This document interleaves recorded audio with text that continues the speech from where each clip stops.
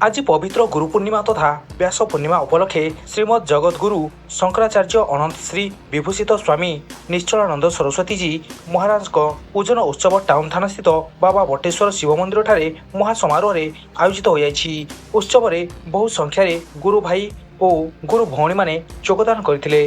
यह पूर्व श्री गुरुजी को 16 उपचार रे पूजा कार्यक्रम कर गजेन्द्र पंडा और तांकर सहधर्मिणी नितंबनी पंडा कर्ता भावे कार्य तुलाइथिले। पंडित हरिराम पंडा पूजा कार्य बहन करथिले। श्री गुरुजी पूजा कार्य समापन पर प्रवचक अवसर प्राप्त शिक्षक चैतन्य कर्मी महोदय को आंभर गुरु भाई चंद्रशेखर प्रधान आमंत्रित करी व्यास गादी को आसवाई अनुरोध करथिले। तापरे गजेन्द्र पंडा तांकु चंदन पुष्पमाल्य अर्पण करथिले।